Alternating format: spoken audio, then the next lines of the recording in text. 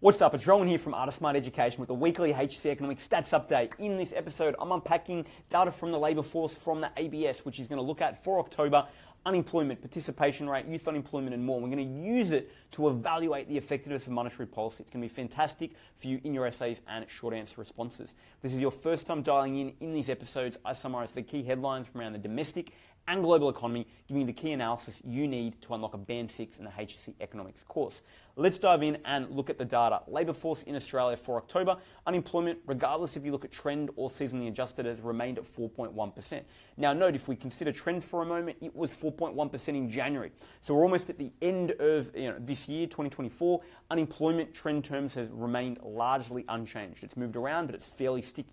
That is really positive if we're evaluating monetary policy's effectiveness, because we know the recent inflation data that I shared in one of the recent updates, we've seen a headline move to 2.8, we've seen underlying move to 3.5. So we've seen inflation move down, but unemployment has not moved up. Now, usually there is a trade-off, right? We can see that in the Phillips curve. One goes down, the other goes up. And there's a conflict in objectives. Now, the challenge for the RBA is that given the review that happened this year, they've now got full employment promoted to the same level of the inflation target as a dual objective. And so their goal has been, how do we get inflation down while maintaining low levels of unemployment? Now, they were quite open with the fact that they knew and expected that they would see increases in the level of unemployment, but expected to try to minimize those. So I think at one level, if we're evaluating monetary policy for a moment, you could argue, and potentially macro policy, its combination with the fiscal budget, is that it's been quite successful at the moment in creating that downward pressure on inflationary pressure, while also maintaining strong levels of employment in the labour market. Now, a couple other little things to highlight here. Participation rate, 67.2%. That has increased. That was already at all-time highs. It's just got even more, which is a real positive, showing the Australian labour market's ability to provide more labour, which is important for reducing inflationary gaps and therefore reducing inflationary pressure. This is something that we're going to address a little bit more with some fantastic analysis unpacked from Ross Gittins. Now, a couple of little things that we can sort of pull out from here that I think is nice and relevant. Firstly, one of the things that we can highlight is the youth unemployment rate has decreased. Note, most of that is due to just seasonal effects of Christmas, extended retail hours, Christmas casual work, right, that results in younger people tending to pick up additional work. If we go and look at the total employment, the positive here is that full-time has grown 21,500 and it's growing quicker than part-time at 15,300. So that's showing some strength in the labour market, which is, again, running counter to some of the things we've seen in the recent months where we saw total hours worked, particularly in the private sector, going backwards, which was showing, in fact, the strength of fiscal policy coming in and sort of promoting and supporting just employment in the government sectors. Now note, one of the other things we can continue to see, a great stat here, is that the part-time share of employment, I should say, is 30.9%. This really shows a couple of things. I think it reflects at one level, maybe the level of underemployment that exists and the fact that there is a fair bit of spare capacity, people may be wanting more hours that are only on part-time work. On the flip side, it also, I think, reflects why we have such a high level of participation rate, because you've got a lot of people, parents, carers, etc., potentially coming back into the workforce, not wanting full-time work, but wanting part-time work. And so it speaks as well to the flexibility that we have in the labour market at this current point in time. Now note, if we look at hours worked, the positive here is there has been an increase in total hours by 5 million hours. Now, it's only a very small 0.3% increase, but the real positive is that we're seeing it go the right way, which is really, really critical. Now, we can see that underemployment is remaining the same at 6.3, underutilisation is remaining the same at 10.4. So we're not really seeing them budge, Now, where can we take this, right? Well, from an analysis point of view, Ross Gittins has a fantastic piece of analysis here, which is evaluating this question of, is the RBA getting the policy settings right? Now, note, obviously, in last week's episode, if you haven't watched it, I'd really recommend you do. We looked at some fantastic analysis that the RBA provided around what's called the neutral rate of the cash rate, i.e. the cash rate that does not grow or shrink the economy. It has basically no sort of economic effect in terms of growth or contraction or impact. And if you strip that away, right, you can see that our current monetary policy settings are actually not as contractionary as some of our global counterparts, even though our global counterparts, right, in terms of the EU, the US, Canada, New Zealand, etc., are on a rate loosening cycle where we're still on a rate tightening cycle. So I think what's important is that we've got some really great analysis there that indicates, well, actually, when we look at the neutral rate, the rates are nowhere near as contractionary as what we're maybe led to believe when we compare it globally.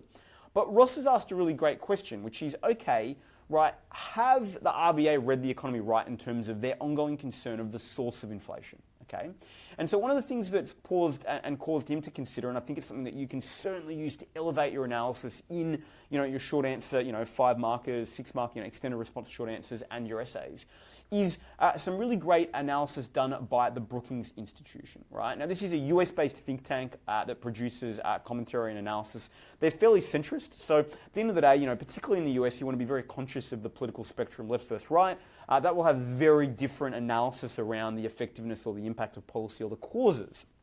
Now, the Brookings Institute are fairly centrist. Arguably, some places indicate maybe slightly left of centre, but broadly pretty centrist. Now, what they've identified is that ultimately they believe that the vast majority of the inflation surge was a result of supply-linked factors that we saw during COVID, not by the demand side, okay, that would point to an overheating and excessive policy stimulus. And the reason this is important, okay, is because Ross's perspective here is that, the world banks, including the RBA, have concluded that actually the unexpected burst of inflation is a mixture of temporary disruption of supply by the pandemic and then by, the war in Ukraine and now, Israel and Hamas conflicts, and partly by excessive demand because of all of the excessive economic stimulus, whether or not that was, monetary policy, QE, right, term funding facilities, or, fiscal policy.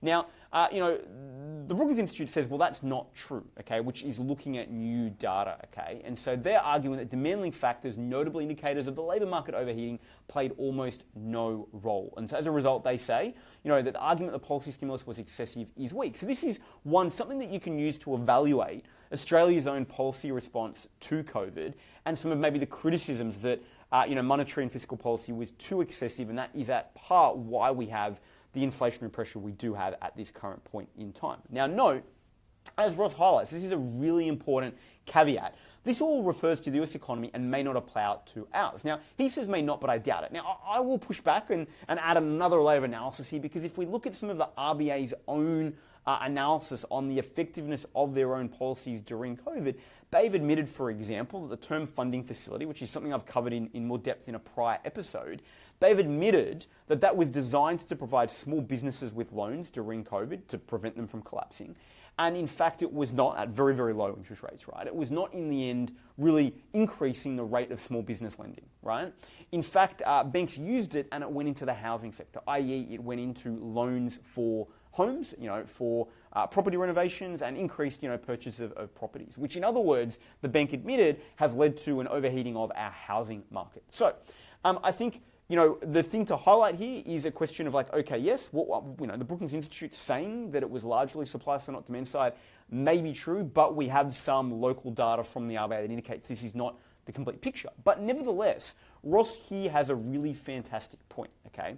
And his fantastic point is that what the RBA is saying, okay, is that their concern is that the level of demand in the Australian economy is still higher than the level of supply.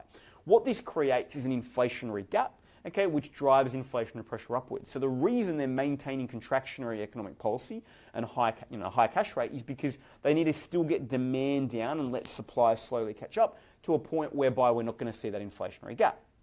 Now, how does the RBA, Ross asks, know the level of supply is too low? Well, they look at the measure of, he calls it idle capacity here, but ultimately you might refer to it and have seen it referred to as spare capacity in the labour market. Now, usually the way that you can look at that is you look at the rate of unemployment, okay? You look at the rate of unemployment. You can also look at the rate of underemployment or labour, underutilisation rate, which is a mixture of unemployment and underemployment, okay? And you combine the two together and you get, the underutilisation rate. Now, his argument is, that we've got very low 4.1%, okay? It's no higher than in January, okay? And the participation rate seems to continue to be growing, right? So this, on the face of it, okay, says some interesting things. The 4.1% indicates, well, yes, maybe we don't have any more capacity in the labour market, but on the flip side, the growing participation rate and the fact that, you could argue we've got underemployment, right, and, we've got 30.9% of the workforce as we saw in part-time indicates that we do have spare capacity still, so there is still some room. The question is always how much, and the RBA is obviously concerned about that. Now, I think the point here, and this is the really great bit of analysis that you can utilize to really level up your essays, okay, is the fact that ultimately, at the end of the day, the way that we might evaluate spare capacity in the labour market is based on a question of what the NAIRU is, okay? Now, if you remember, the NAIRU is ultimately the natural rate of unemployment, the rate at which there is no cyclical unemployment in the economy. So, i.e., at this point, further increases in economic growth, right, cannot be, met by, reductions in cyclical, so, quicker ways which we can provide, in other words, increased supply to reduce an inflationary gap. And it's a point at which the only way we can, really meet that demand is with trying to deal with, hardcore, frictional, seasonal, right, structural unemployment, right? We've got much less spare capacity, right? It's much harder to shift those, okay? And so as a result, what you start to see occur is rapidly accelerating inflationary pressure because we can't get the labour market to respond quick enough because they're all things that are very, very sticky and hard to move, right? And in some cases, we can never really ever get rid of them. So the point here is, okay, is that if you believe right now that the unemployment rate is below the NAIRU, right, which the RBA does because Treasury estimates, right, the NAIRU to be around 4.25%. So if you believe that unemployment is already below the NAIRU, the RBA, right, can easily therefore consider, well, any future increases in demand, we're not going to have the capacity to increase the supply to meet that. Therefore, that's going to create a wage price, inflationary spiral. It's going to push wages up, right, and it's going to cause increased inflationary pressure because of that inflationary gap. Now, you can see all of this turns upon, though, a consideration, therefore, of what the NAIRU is, because what if, as some economists have believed, right, the NAIRU is actually at 3.75%? If the NAIRU is at 3.75% and unemployment is at 4.1, that shows we've still got spare capacity. Okay, it shows that we've got 0.35%. Okay, of spare capacity in the labour market, notwithstanding underutilisation. Okay, in terms of underemployment that we could also tap into. Okay, and therefore you could argue, well, the RBA has gone too hard, and they could start easing the rates and let a little bit more economic growth back in and prevent some of the hardship on families. Okay, so you can see that all of this analysis therefore turns upon a really critical question. What is the NAIRU?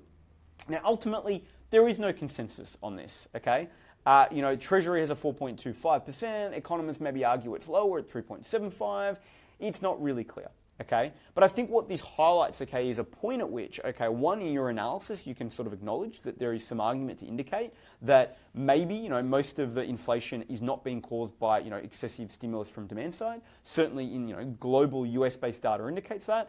Great, that's just a counterpoint, right? Although, note, you've got plenty of RBA data, for example, at the term funding facility that you can use to sort of suggest otherwise, okay?